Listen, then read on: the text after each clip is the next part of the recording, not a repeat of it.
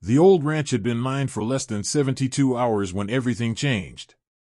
I bought it for one reason, to get as far away from the HOA as possible.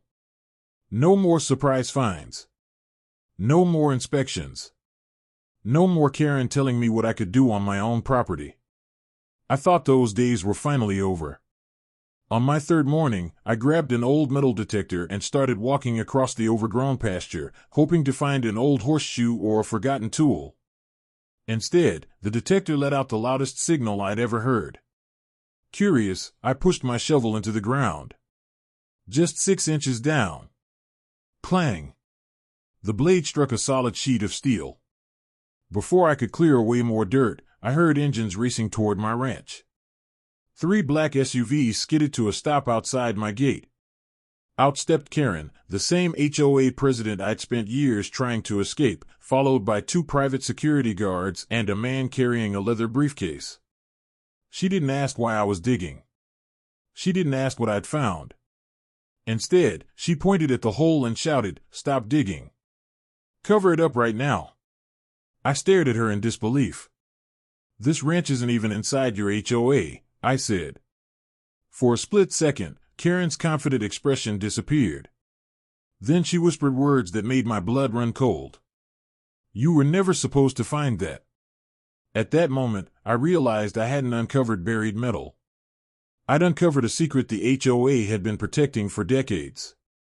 For years, I dreamed about owning a place where I could wake up to the sound of birds instead of HOA violation notices. That dream slowly disappeared after Karen became president of my old neighborhood. Suddenly, every week brought a new complaint. My fence color was too rustic. My trailer stayed parked one day too long.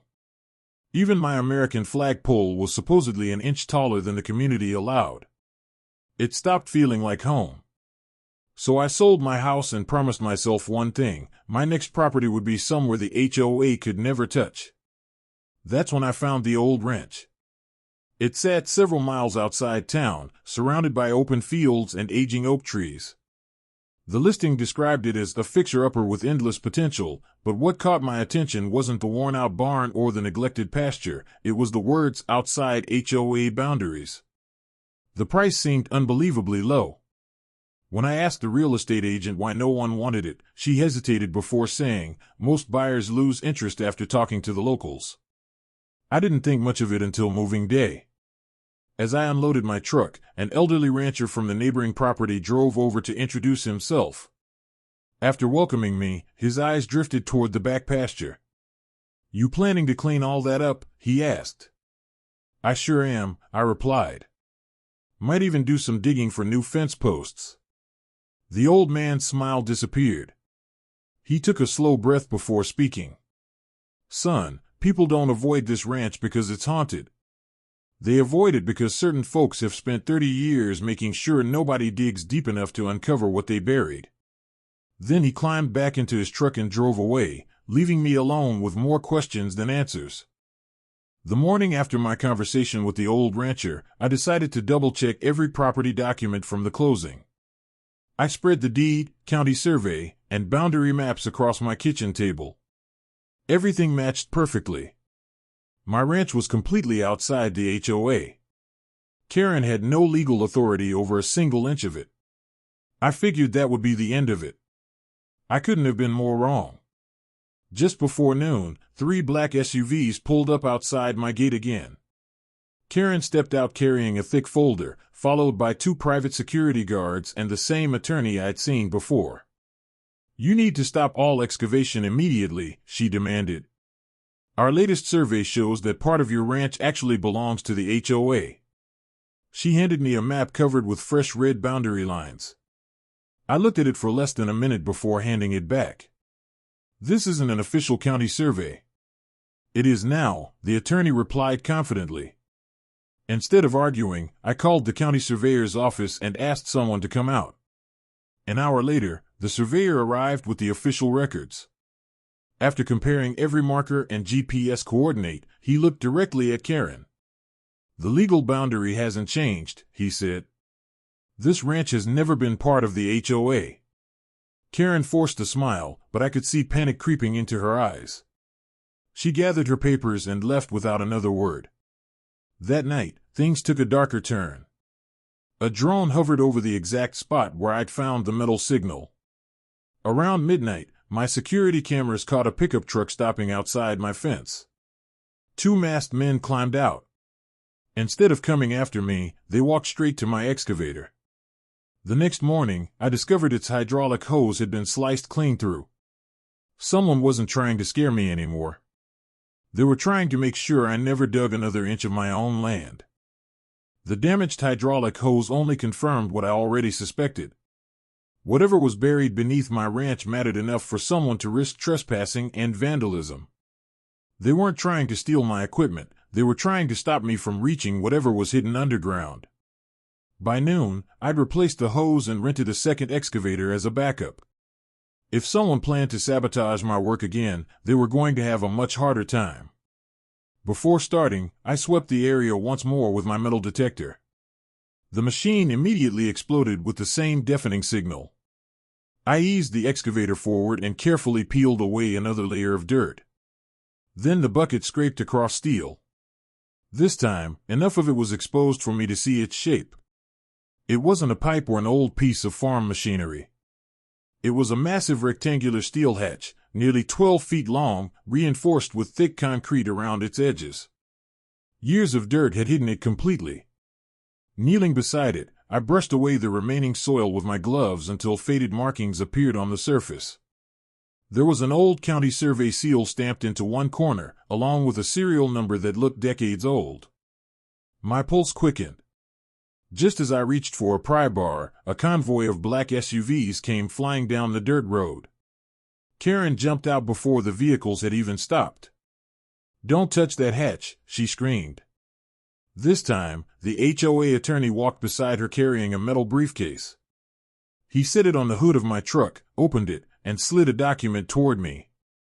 "My client is prepared to offer you $500,000, he said calmly. "Sign this agreement, stop digging today, and never speak about what you found." I stared at him in disbelief. "You're offering me $500,000 to walk away from something buried on my own property?" Karen's hands were shaking. "If that hatch opens," she whispered, "everything we've built for 30 years will collapse." I folded the agreement, handed it back, and picked up the pry bar. "I'm opening it." Karen's face went completely pale. She turned to the attorney and quietly said, "Call them." I had no idea who them were, but judging by the fear in her voice, I knew they were far more dangerous than the HOA itself. I expected Karen's mysterious phone call to bring more security guards. Instead, it brought lawyers. Less than an hour after she left, 2 luxury SUVs pulled onto my ranch carrying a team of attorneys and a private engineering company. They handed me an emergency court filing, claiming the buried structure might contain hazardous materials and had to remain sealed until ownership could be determined. It sounded convincing. Until the sheriff arrived. After reviewing my deed and the county survey, he looked at the attorneys and said, "This structure is on private property. Nobody is touching it until the county completes its investigation." The lawyers left empty-handed, but Karen wasn't finished. The next morning, I received another call, this time from the county records office. Someone had broken into the archives during the night. Several boxes containing the original survey maps from 30 years ago had disappeared. The timing couldn't have been a coincidence. If those records vanished, proving the truth would become much harder. That afternoon, an elderly man named Walter knocked on my door. He introduced himself as a retired county surveyor. "I've been waiting for this day for almost 30 years, he said quietly. Walter explained that he had helped survey the land before the HOA was ever built. During the final inspection, he noticed property markers had been moved overnight, shifting hundreds of acres from neighboring ranches into the planned HOA development. When he questioned the changes, he was told to stay quiet if he wanted to keep his job. I knew it was wrong, Walter admitted. But I couldn't prove anything. Every original map disappeared before anyone else could see them." He looked toward the buried hatch. "I always believed someone hid the real records somewhere safe." Suddenly, everything made sense. The hatch wasn't hiding money. It wasn't hiding gold. It was hiding evidence. Just before sunset, the sheriff called with urgent news. The fingerprints lifted from my sabotaged excavator matched one of the men caught on my security cameras. Even more shocking, the suspect had worked for the same construction company that built the HOA decades earlier. Before deputies could arrest him, he disappeared. Then another alert flashed across my phone. My security cameras showed 3 masked men cutting through my back fence. This time they weren't carrying shovels. They were carrying industrial cutting torches. They weren't coming to bury the hatch again. They were coming to destroy whatever was inside before the truth could ever see daylight. By the time the masked men reached the hatch, sheriff's deputies were already waiting. "Freeze!" one deputy shouted.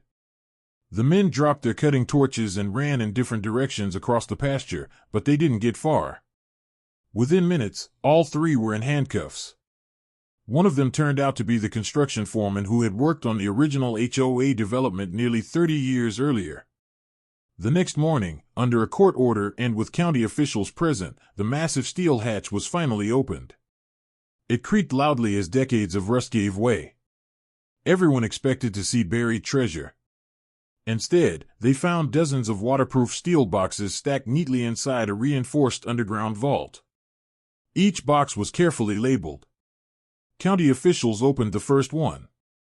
Inside were the original property deeds, handwritten survey notes, engineering blueprints, financial ledgers, and the authentic boundary maps created before the HOA was ever built. Walter, the retired surveyor, immediately recognized his own signature on one of the original survey documents. "These are the real records," he said, his voice trembling. "These are the maps that disappeared." As investigators examined the evidence, the truth became impossible to deny.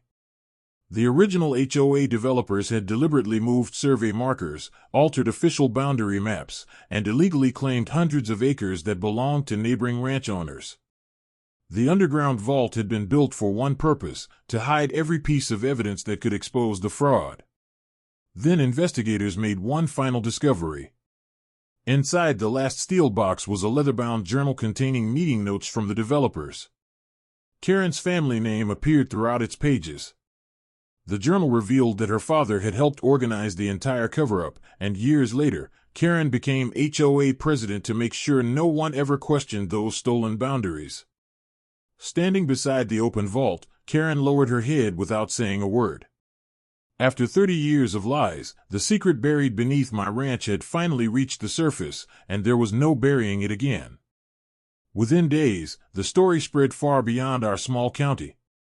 News stations lined the road outside my ranch, and state investigators arrived with forensic teams to catalog every document recovered from the underground vault. The evidence was overwhelming. The original deeds, survey maps, financial records, and Karen's father's journal all matched the county's remaining records. Investigators concluded that hundreds of acres had been taken from neighboring ranch owners through a carefully planned land fraud that had been hidden for nearly 3 decades. Criminal charges followed. Several former developers and officials were arrested, while Karen was charged with helping conceal evidence and obstructing the investigation. The HOA board dissolved as civil lawsuits forced the organization into bankruptcy. Over the following months, the county restored the original property boundaries. Families who had spent years believing their land was gone finally received legal ownership back. Some stood on property their grandparents once farmed, grateful that the truth had finally come to light. As for me, I never expected an old metal detector to change an entire community. I bought that ranch to escape the HOA forever. Instead, I uncovered the secret that destroyed the corruption it had been built upon. Sometimes the greatest discovery isn't buried treasure. Sometimes, it's the truth that finally sets everyone free.